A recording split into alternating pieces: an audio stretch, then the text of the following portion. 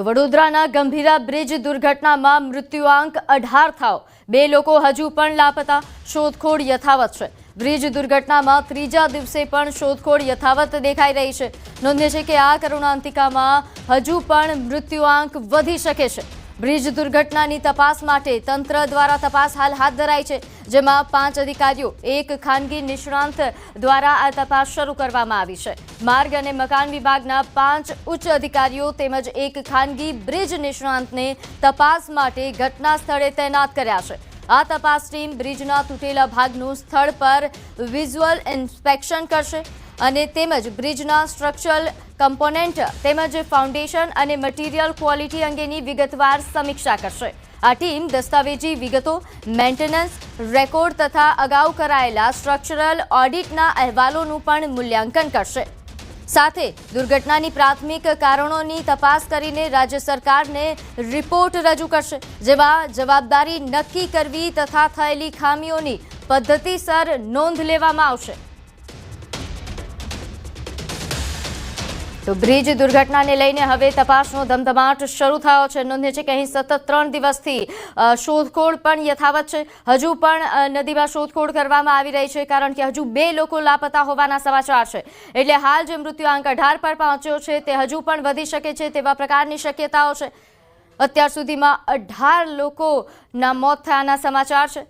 તો આ દ્રશ્યો જુઓ, 9 જુલાઈ, 10 જુલાઈ અને આજના કે 3 દિવસ સતત અહીં રેસ્ક્યુ ઓપરેશન ચાલુ છે, શોધખોળ ચાલુ છે, જેને લઈને વધુ વિગત સાથે આપણી સાથે સંવાદદાતા હાર્દિક જોડાઈ ગયા છે। હાર્દિક, દુર્ઘટના બાદ રેસ્ક્યુ ઓપરેશન હજુ પણ યથાવત, હજુ પણ શોધખોળ ચાલુ છે, વિગતે જણાવશો।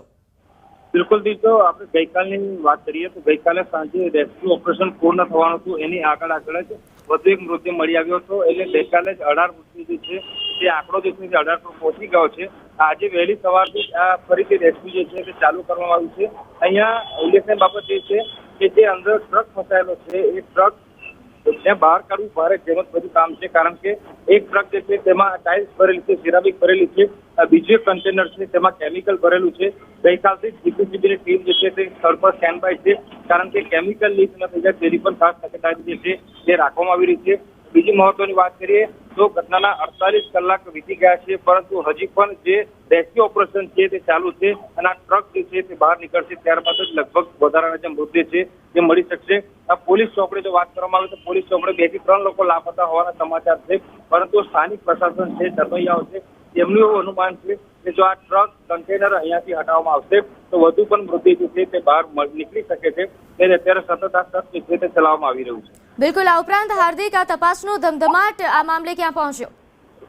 બિલકુલ, જો તપાસની વાત કરીએ તો ગઈકાલે વહેલી સવારે જ ગાંધીનગરથી એક વિશેષ ટીમ જે છે જેની રચના મુખ્યમંત્રી દ્વારા કરવામાં આવી છે, તે ટીમ સ્થળ પર પહોંચી હતી। તેમના દ્વારા સેમ્પલિંગ જે છે તે કરવામાં આવ્યું હતું અને બપોરના સમયે મુખ્યમંત્રીને એક પ્રાથમિક રિપોર્ટ જે છે તે સુપરત કરાયો હતો, પરંતુ હવે આ ડીપલી ઇન્વેસ્ટિગેશન જે છે તે સમગ્ર મામલે કરવામાં આવી રહ્યું છે। જે જવાબદાર અધિકારીઓ છે તેમને સસ્પેન્ડ તો કરાયા છે, પરંતુ કયા ચૂક રહી ગઈ અને કેટલા સમયથી ચૂક રહી ગઈ એ તમામ જે પાસાઓ છે તેની ચકાસણી કરવામાં આવી રહી છે। ગઈકાલે અમે જ્યારે સ્થાનિક લોકો સાથે વાત કરી, સ્થાનિક લોકોએ કહ્યું હતું કે મુખ્યમંત્રીની જે કાર્યવાહી છે તે આવકારદાયક છે, પરંતુ આ અધિકારીઓને ઘર ભેગા નહીં પરંતુ જેલ ભેગા કરવા જોઈએ તેવી સ્થાનિક લોકો જે છે તેઓ માંગ કરી રહ્યા છે। જી, આભાર માહિતી આપવા બદલ।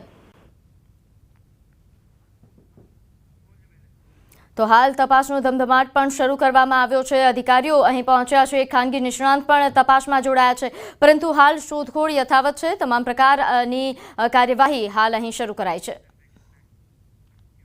તો ગંભીરા બ્રિજ મામલે કડક કાર્યવાહીની પણ માંગ ઉઠી રહી છે।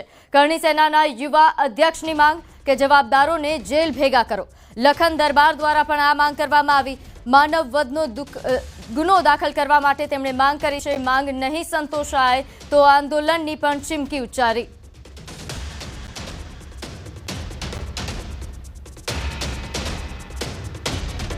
ગઈકાલે સાંજે પાદરા પોલીસ સ્ટેશન ખાતે પીઆઈ સાહેબને રૂબરૂ મળીને અમે ફરિયાદ કરી છે કે જવાબદાર રોડ અધિકારીઓ પર તાત્કાલિક ધોરણે માનવ વધનો ગુનો નોંધીને એમને જેલ ભેગા કરો। પરંતુ દુઃખની બાબત એ છે કે સરકાર દ્વારા 24 કલાકની ઉપર સમય ગયો છે, પછી નિર્ણય લેવામાં આવ્યો છે કે NM Nayakawala, UC Patel, RT Patel જેવી શાહ આ રોડ અધિકારીઓને સસ્પેન્ડ કર્યા છે, માત્ર સસ્પેન્ડ કર્યા છે। ખરેખર તો આ લોકોને અત્યારે જેલ ભેગા કરવા પડે, એ લોકો પર માનવ વધનો ગુનો લગાવવો પડે. તો બીજી તરફ ગંભીરા બ્રિજ દુર્ઘટના બાદ તંત્ર ગંભીર બન્યું. વડોદરામાં દુર્ઘટના બાદ અન્ય જર્જરિત બ્રિજ અંગે નિર્ણય લેવાયો. છોટા ઉદયપુરના મેરિયા બ્રિજ ભારે વાહનો માટે બંધ કરવામાં આવ્યો છે. બ્રિજ જર્જરિત છે અને ભારે વાહનો માટે હાલ બંધ કરવાનો નિર્ણય લેવામાં આવ્યો છે. નોંધ્ય છે કે ભારે વાહનોને 35 કિલોમીટરનો ફેર કરવાનો વારો આવશે. મેરિયા બ્રિજ હાલ નાના વાહનો માટે ખુલ્લો રહેશે. છોટાઉદેપુર જિલ્લાના નેશનલ હાઈવે 56 કે જેમાં જબુગામ અને બોડેલી વચ્ચે આવેલો આ બ્રિજ મેરિયા નદી પર પસાર થાય છે, જ્યાં અનેકો વાહન ચાલકોની અવરજવર રહે છે. ખાસ કરીને ભારે વાહનોની અવરજવર અહીં વધુ રહે છે, પરંતુ હાલ ભારે વાહનો માટે આ બ્રિજ બંધ કરવાનો નિર્ણય કરાયો.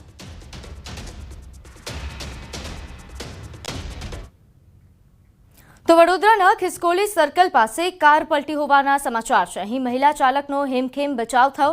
અકસ્માતની ઘટનાના સીસીટીવી પણ સામે આવ્યા છે. મહિલા ચાલકે સ્ટીયરિંગ પરથી કાબુ ગુમાવતા કાર ડિવાઈડર સાથે અથડાઈને પલટી ગઈ હતી. સદનસીબે કાર ચલાવી રહેલા મહિલાનો આબાદ બચાવ થયો. રાહદારીઓએ મદદ કરતા મહિલા કાર ચાલક હેમખેમ બહાર આવ્યા. સ્થાનિકોએ ભેગા મળીને પલટી ગયેલી કારને સીધી કરી. તો અકસ્માતની ઘટનાના આ સીસીટીવી ફૂટેજ કે જેમાં કાર પલટી ગયા હોવાની ઘટના કેદ થઈ છે.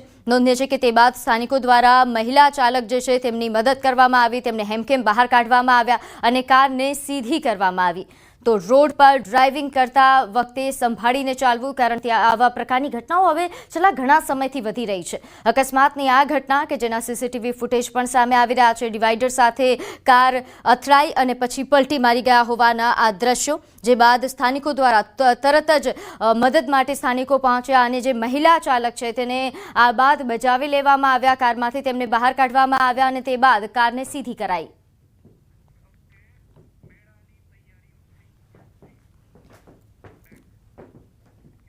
તો હવે વાત કરીએ મેળાની તૈયારીઓને લઈને.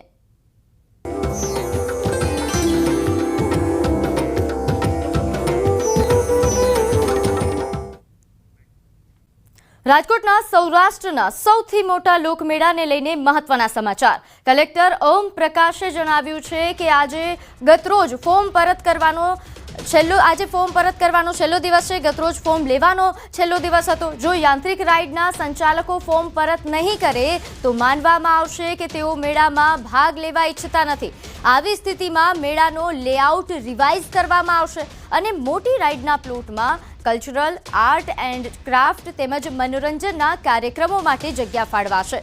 તંત્રએ કહ્યું છે કે સરકાર દ્વારા નક્કી કરાયેલા એસઓપીમાં કોઈ પણ બાંધછોડ કરાશે નહીં.